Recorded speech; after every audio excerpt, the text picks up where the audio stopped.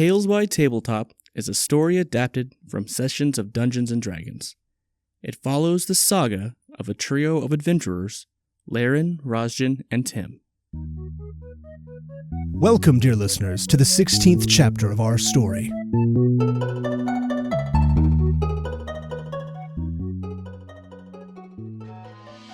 Our heroes are in the midst of an assault on Brevery Keep. A masked man steps from behind the skeletal dragon, bodies of the dead rising in his wake.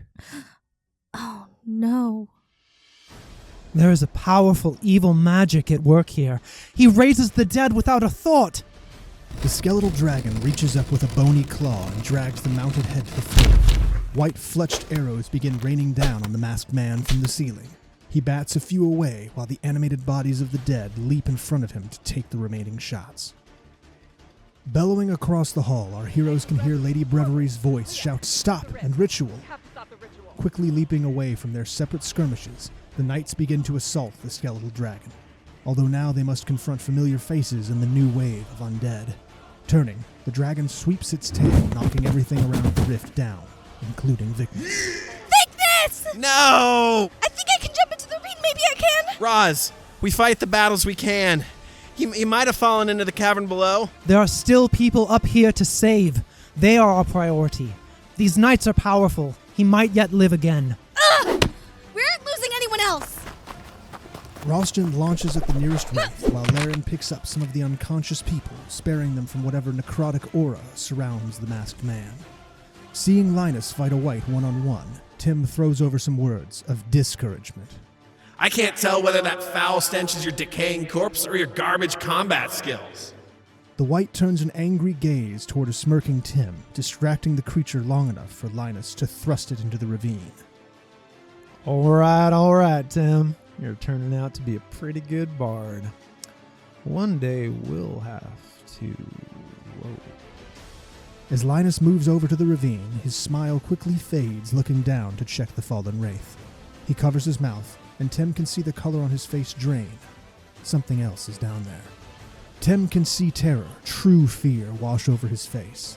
Linus whips his head frantically, searching the fray in the grand hall. Tim tries to follow his gaze, but his own focus is abruptly interrupted. The ritual. It is finished. The skeletal form of the dragon rises up with a freshly attached head. Decayed flesh and pale sinewy muscle sprout from the base of the neck and begin to coil around the skeletal form. Across the room, Abigail, the mage, raises slightly off the floor as she reads from her tome of spells. Next to her, at her feet, is Lady Brevery, in the midst of repelling three wights. From the crack in the ceiling, clouds can be seen forming against the backdrop of stars. Rain begins to pour in. Now it's a Draco-Lich. I don't think I want to be right anymore. Run. We need to run. A lightning bolt crashes through the ceiling, slamming into the undead dragon. Both of the monarch's paint-drenched splatterbeasts rush to Lady Brevery's side, surprising her and grappling the wights to the ground.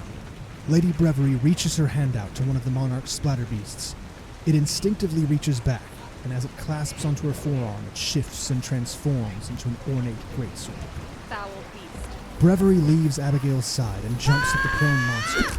Gripping the hilt with both hands, she drives the blade into its chest. With the polychromatic greatsword still embedded, the wound explodes with holy radiance. Another bolt of lightning peels into the room, slamming into its flank.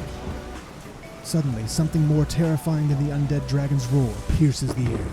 Through the chaos, Anne Ticello sees a small green body lying motionless on the stone floor. James! No!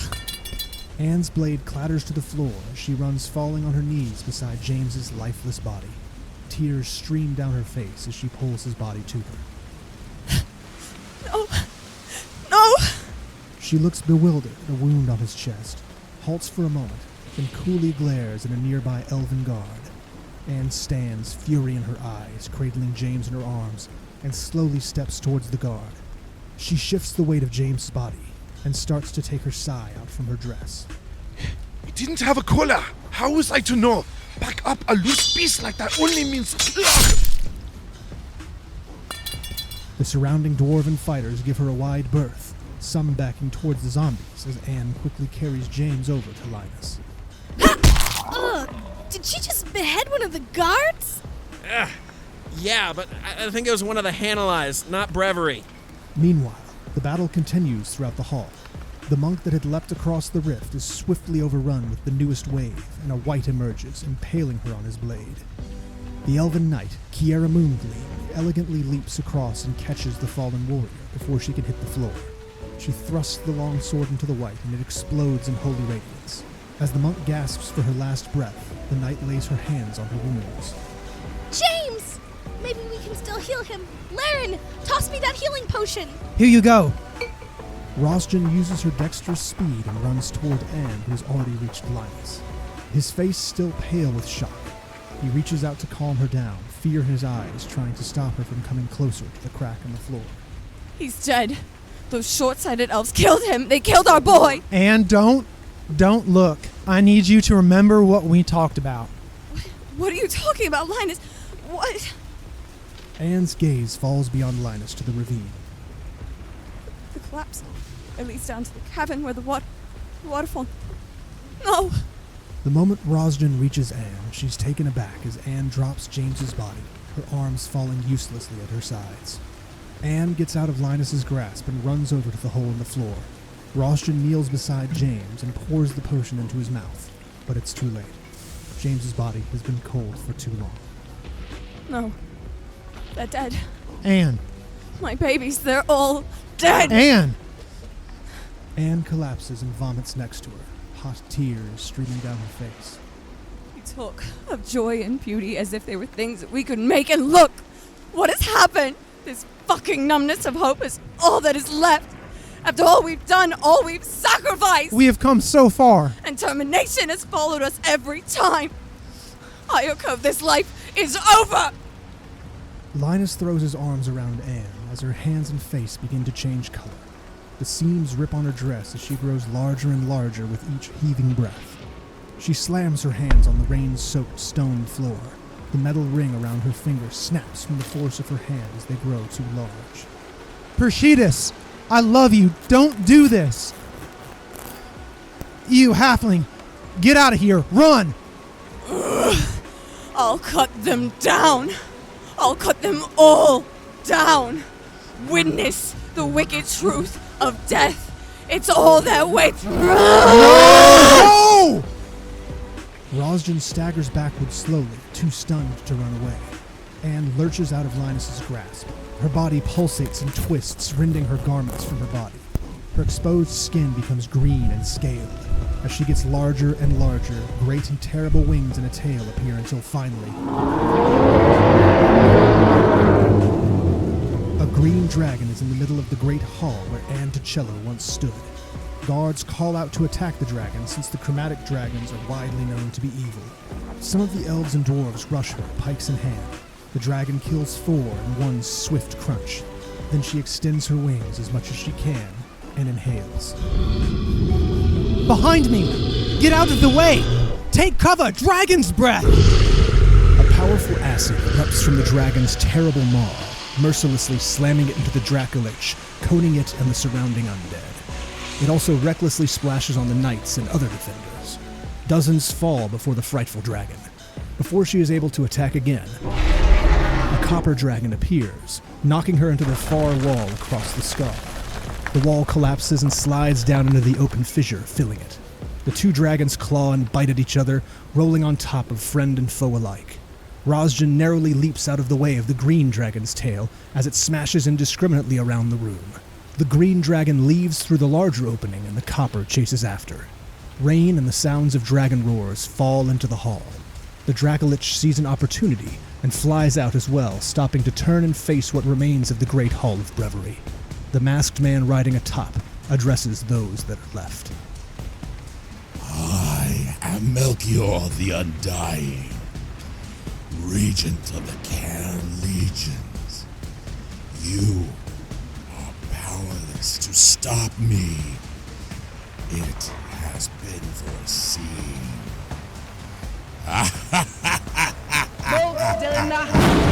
Another lightning bolt slams into the wing of the Dracolich, and it turns and flies away into the night.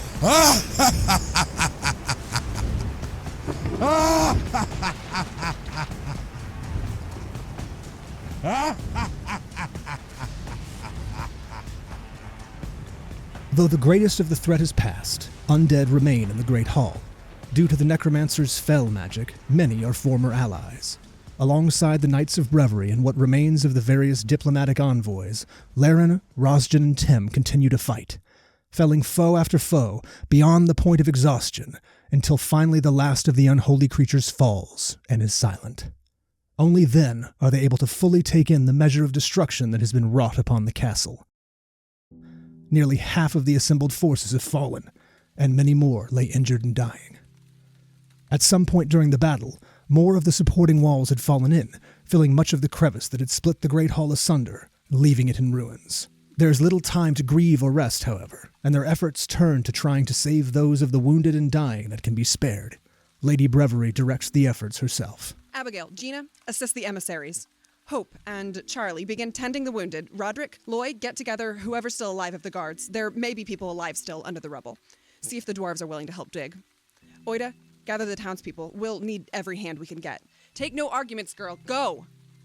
I must say, considering minutes ago there were 3 dragons in here, she is taking this in good stride. Especially since 2 of them were members of her household staff, and the third was a mother-f***ing Dracolich. Yeah, I'd say so. Keep your voice down! I don't think this is a good time to bring any of that up. The 3 heroes approach Lady Jayla Brevery, and she nods solemnly. You 3. It's good to see you're still alive. I thank you for your selfless assistance. Too many have died this day. We have asked much of you, but I fear this is only the beginning. There are many hurt. Are you still with us? We're with you, ma'am. There are many yet to be spared from Kelemvor's judgment tonight. I will go and assist the other clerics as I can. Tim doesn't speak at all, merely nodding his head. For once, the bard is at a loss for words. Laeran rushes off to help the other clerics and the townspeople set up a field hospital. Beyond the feast hall, most of the castle remains intact, and those of the dwarves not sifting through the rubble work quickly to stabilize the rest. Tim and Rosjen help pull people out of the rubble, doing their best to stabilize them before more practiced healers can tend to their wounds. I'm so tired. Laeran, how many did we lose? I know that nice man that gave me and the kids candy died. Duke Simonson. He was one of the zombies that the necromancer raised. Too many others. Mahmoud of Overport's companion, she died from her wounds before Hope could save her. Most of Kiara Moontree's companions fell. All of Hanalai's people, though they themselves are fine. They were among the first to flee the hall. Of course. They wouldn't want to get their hands dirty. Baron Nimbusmith is dead, too. I saw him myself when he fell. It took a half a dozen whites to bring him down. Me and Oida helped the dwarves carry him and a few of their companions from the hall. A good, stout folk, those dwarves. Brave. Oida? Who's that? She's the knight's squire. Their only squire, turns out. She was the girl helping Anticella when we met her in the keep. That must not be much fun. She's young, but she knows the castle really well and helped get a lot of people out while the fighting was going on. How about the monarch? I did not see any of their people among the dead. I'm not sure any of them died. I think I saw the monarch actually laughing while fighting. Those splatterbeast things, their guards, they're downright scary. Yeah, those crazy fae all seem to enjoy it. They left pretty soon after the fighting was over. None of them stayed to help. No, and the monarch actually thanked Lady Brevery for the good time. She's a better diplomat than I could ever be. I'm pretty sure I'd have punched the monarch for that. Yes, I'm quite sure that more fighting is the last thing we need right now. And what about James? In all the confusion, I lost track of what happened to his body. He was brought in with the rest of the dead.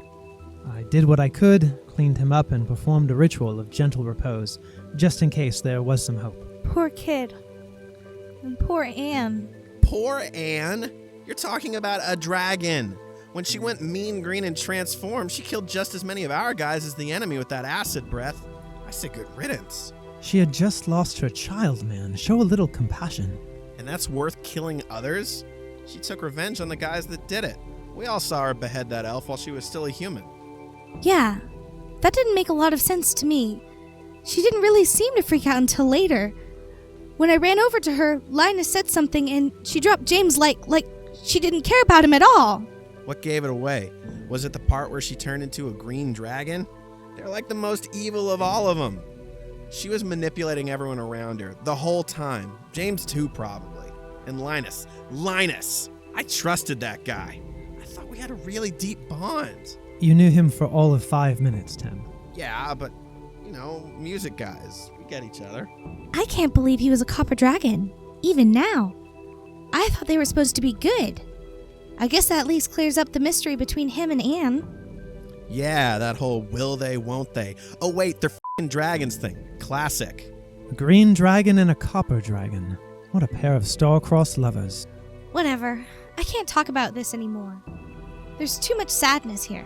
And I'm so hungry. I feel like I haven't eaten in days. Never change, Roz. We should head back to the inn. I heard Charlie say Aldo has food prepared. The three slowly trudge down from the rubble of the keep toward the swampy donkey. Aldo has set up tents outside where he and many of the residents are handing out sandwiches to those who have been working at the castle. They catch a few hours' rest, but continue again, cleaning up the castle and tending the wounded. That evening, Laeran takes part in a large funeral ceremony for the town of Brevery. The dwarves even allow Hope to say a blessing over the Baron before they cover his body for the return trip home.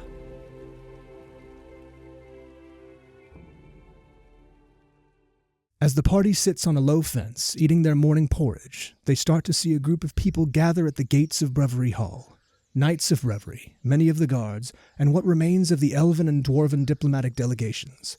One of the dwarves, his beard much shorter than the rest, argues spiritedly with Lady Brevery, who wears a grim look on her face. What do you think they're talking about? That's the Baron's son. I heard him swear vengeance earlier for the death of his father.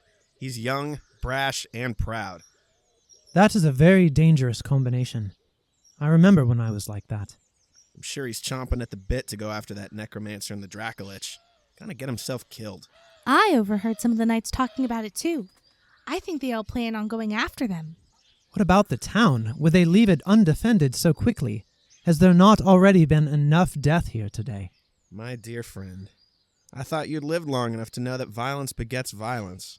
Aw, you two are friends. I knew it. Don't hug me, please. The rest of the day passes without event as they continue to look for survivors in the rubble of the keep. The next day, after the party wakes, they find that the forces of the Knights of Brevery gather outside in the town square, clad in their armor and riding horses. They are met by what remains of the dwarves, Kiara Moontree and her delegates. Laeran, Rosjen, and Tim walk outside to see them off. Lady Brevery's voice rings out over the crowd as she makes a speech before the armor-clad gathering and the townspeople. We have lost much, but fear not, we will rebuild. But first, we have a duty to stop this monster. Those gathered here will go now to seek out the foul beast and the necromancer that spawned it. We will bring them fiery retribution. It has fallen to us once, and it will fall to us again. I have left plans to rebuild and fortify the keep. I trust that the people of this great community will work together to bring those to fruition. Fear not, for we shall return. Knights, brave souls, we ride now to take the fight to the enemy. For Brevery! As the assembled forces move out, the adventurers move towards the front of the formation, and Lady Brevery pulls her horse aside to speak with them. If you need any more help, we could go with you. Yes, we could help. We're great in a fight. I volunteer as tribute. That is very kind of you to offer, and I'm sure that your bravery would be of great help. But where we go, you cannot follow this day. What, are we not good enough for you? How many times do we have to prove ourselves? Steady, friend. Brave Bard, you and your companions have proven yourselves well enough, and I'm sure your music would be much welcome respite on the road. Even so, we are leaving the town weakened, and there are many dangers that may still lurk here. So I have another task for you instead. A task? What task? Since there are other difficulties left in Brevery to take care of, I ask that you stay and help the town while we are gone. Our court druid has volunteered to remain behind, as well as our youngest knight Gina and Squire Oida. Here, I have this for you. She tosses down a small object to Rosjen, who easily catches it. It is metal, and in the form of a shield. It is the symbol of our town, a commendation to show that you are a true friend to Brevery. Will you continue to help us, as you have so much already? I will of course serve you, my lady. I still wish I could help you fight. But yes, I'll stay. I want to make it known that staying and babysitting a ruined town is not really my idea of a good time, but fine. What else have I got going on in my life? And what am I going to do? Leave you two here alone? You wouldn't last a week without me. Sure, says the drunkard who regularly loses his pants. Sick burn, Rosjen. Sick burn. Once the Knights of Brevery and their assembled cohorts leave town, the rest of the day passes uneventfully. The townspeople begin work toward cleaning up and rebuilding the castle. The dead are buried in the graveyard, and the corpses of the foul, undead creatures that attacked the castle burned. Despite the air of death that still permeates the town, Aldo's common room at the inn is full that night. Tim plays his guitar again, and the sound of drinking and cheer begin to fill the swampy donkey. Those gathered share tales and memories of the fallen, and even Laeran is seen smiling multiple times as he grows merry from drink. Rosjen tells a joke that causes him to spit his drink all over a less amused patron, and friendship for a few short hours outweighs the sadness of the past few days. The next morning, our heroes are walking through the town square when a terrified cry rises from somewhere down the street. People scatter and run for their homes as the beating of great, leathery wings fills the air. Light shines off the great body of a familiar copper dragon who descends and transforms as he lands into the shape of Linus. He looks guiltily around at the frightened faces peering carefully from shop windows and homes and approaches the party slowly, his hands up in a sign of peace. Linus, you son of a bitch! You've got a lot of nerve coming back here. I can't say I expected you back at all. I must say, to the people of this town, you are not the most welcome sight right now. Geez, guys, at least give him a chance to talk. Linus, you look tired. I can explain everything, please. I couldn't think of anyone else to turn to. You're the only people who I thought could help. Did you recover James's body? Yes, he is still in the keep. I have kept him in gentle repose. What is this all about? And there's some hope then. If he had any father figure, it would have been me. I feel entirely responsible for what happened. I should take care of him. Do you think he could be raised? It's possible. I will at least try. So, how's Anne then? Tim? What? She's a monster that killed innocent men and women. It's a valid question.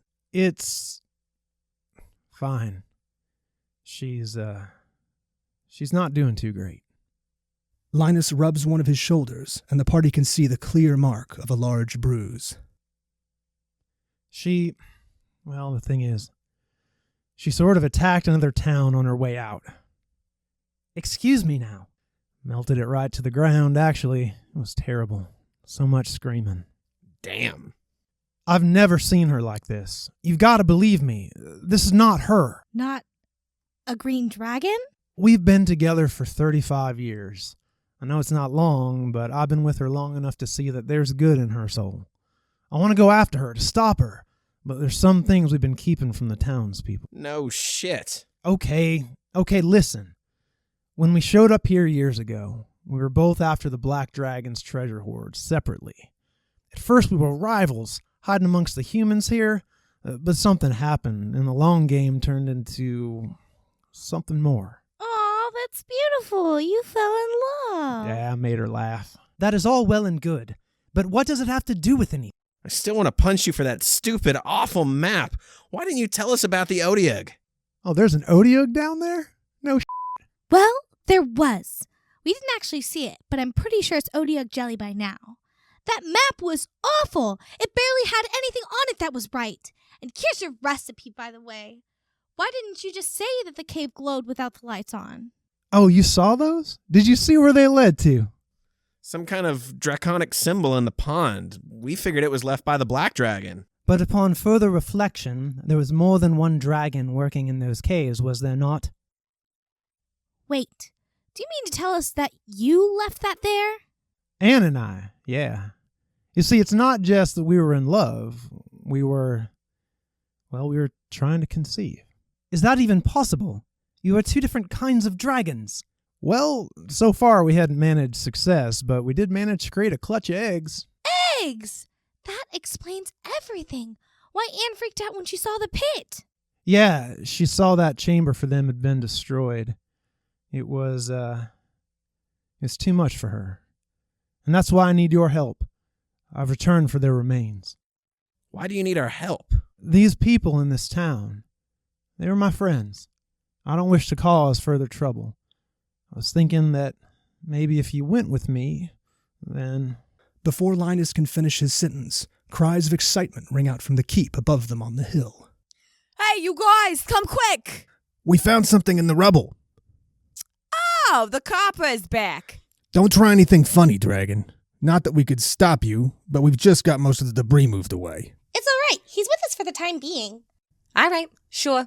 But you do need to watch him when we get back to the keep, though. Come on.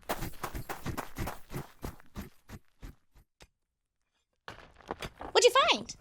Well, the diggers have been continuing to dig up the loose stones and rocks. We never stopped looking for survivors, and we've been trying to stabilize the keep. Right. Most of that big gap got hauled away. That's when we found him. The guard points him to the pit. They can see the back of familiar armor and red scales. Without stopping, Linus jumps gracefully down the steep slope and begins pulling rocks away. Our heroes follow swiftly after, being careful as they can not to cause more rocks to fall in. They arrive as it's revealed to be the bloody, dusty shape of a red dragonborn. He doesn't move. Holy Vicnus! Is he still alive? He's barely breathing. Out of the way! Give him some room for Kelemvor's sake. They help to quickly, yet gently, remove the rocks. Wait. It looks like he's bent over something. They slowly realize that Vicnus is arched over a 3-foot leathery egg that scintillates with green and copper scales. His sword is driven into the ground to hold himself over the egg, protecting it from the falling debris. I can't believe it. Everybody move! Out of the way, now! The workers clear a path, and the party huddles around Vicnus, who looks up at them with a smile and a minor coughing fit. Fancy seeing you all here. Did you come for the party? Do not speak here. Let me heal you. Be careful. I saved it. It was the last one, but I saved it. He coughs again and falls to the side, where Laeran quickly begins tending to his wounds. The rest of the gathered party lets out a collective gasp as Linus crouches down to lift up carefully, tenderly, the dragon egg that Vicnus was guarding. It gleams with a smooth, pearlescent quality, shades of green and copper swirling over its surface, untouched, without a scratch on it. Even Laeran looks up for a moment in wonder. The Dragonborn gives Linus a toothy, bloody grin and a thumbs up before collapsing, unconscious, from sheer exhaustion. Is that what I think it is? It's a dragon egg. Yes. And it is my last hope. Our heroes are safe, and Vicnus has been rescued. Will Anne Ticello's rage subside? What is special about the copper and green dragon egg? How will they stop the masked necromancer? Join us next time for another season. Tales by Tabletop has been supported by a very dedicated team. They make this story and bring it to life. Laeran is played by Jim Cook and voiced by Jay DeGraff. Rosjen is played by Misty Harper and voiced by Jazlyn Pintar. Tim is voiced and played by Phil Boelche. Guest voice acting for this episode has been provided by Mike Becker, Gabrielle Galluzzo, and Anna Minmier.